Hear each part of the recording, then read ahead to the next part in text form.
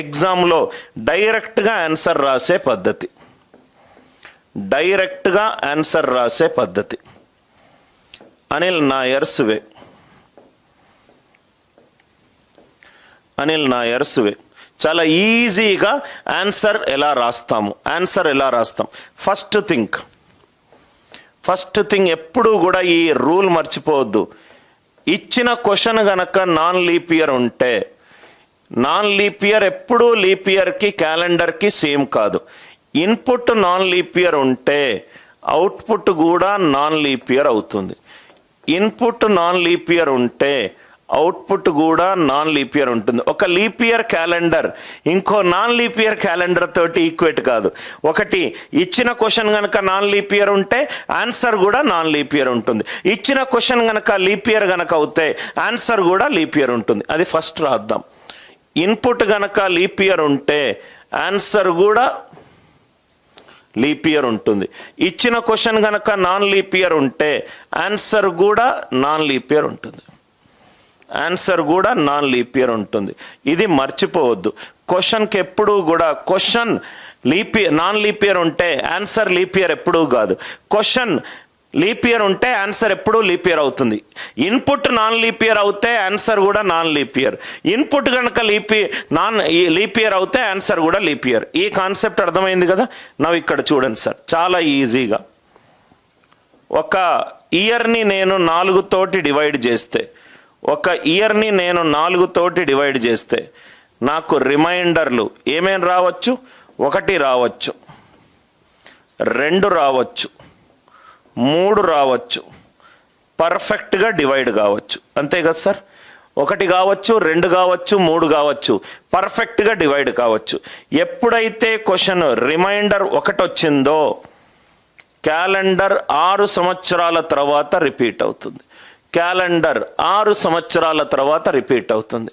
ఎప్పుడైతే ఒక నంబర్ని 4తో డివైడ్ చేసి నాకు రిమైండర్ 2 కానీ 3 కానీ వచ్చిందనుకోండి, క్యాలెండర్ 11 ఇయర్స్ తర్వాత రిపీట్ అవుతుంది.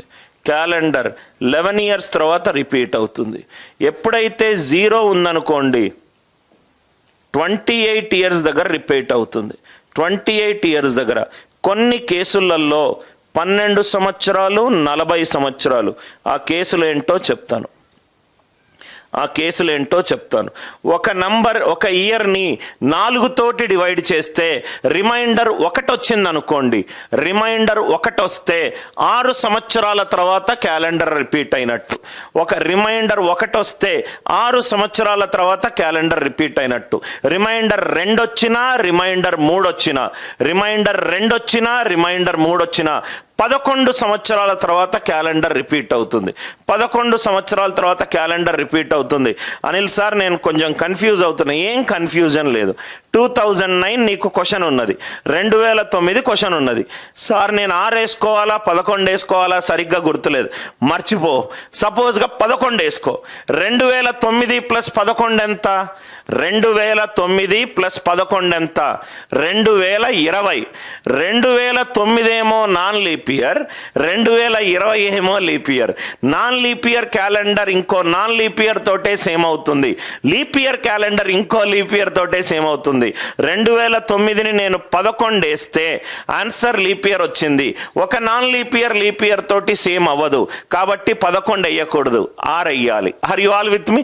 లాజికల్గా ఆలోచించిన ఇన్పుట్ కనుక నాన్ లీప్ ఇయర్ ఉంటే ఆన్సర్ కూడా నాన్ లీప్ ఇయర్ ఉంటుంది.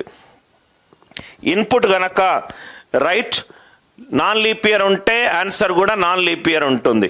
ఇన్పుట్ కనుక లీప్ ఇయర్ ఉంటే ఆన్సర్ కూడా లీప్ ఇయర్ ఉంటుంది. ఇదంతా కౌంటింగ్ చేయాల్సిన అవసరం లేదు. సో డైరెక్ట్గా నెక్స్ట్ వన్ 1739. ఆన్సర్ ఎంత చెప్పండి? 1739 ప్లస్ 11 1750. థర్డ్ వన్ ఆన్సర్ ఎంత? 1750. 1750. అర్థమైందా? 1750. Is it clear?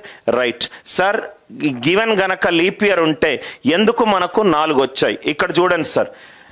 Leap year గనక అయితే by default 28 years. So 2008 plus 28.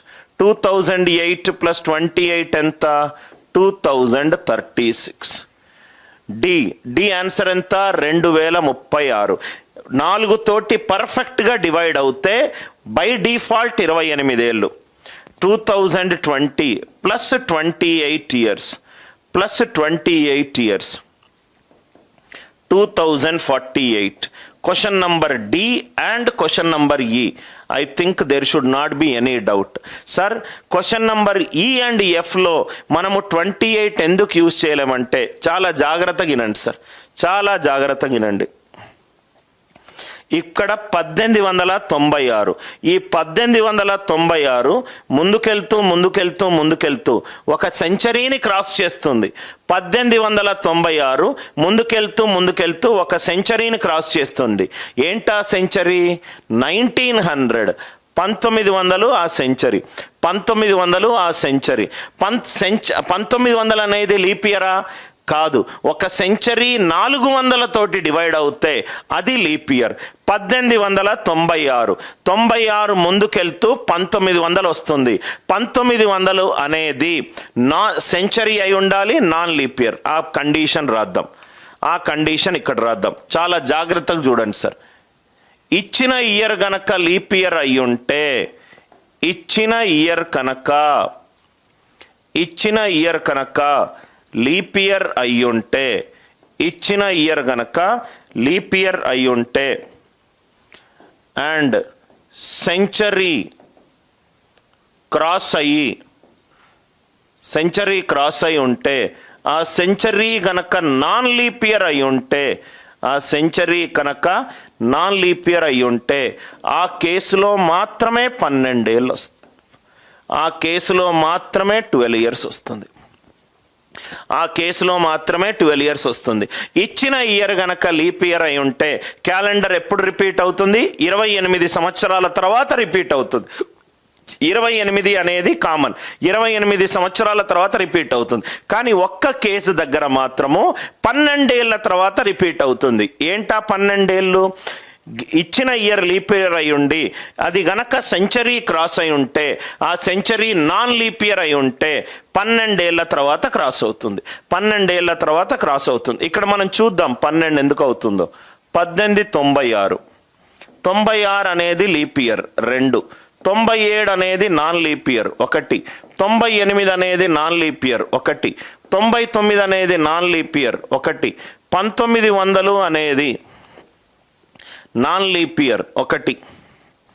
Are you all with me?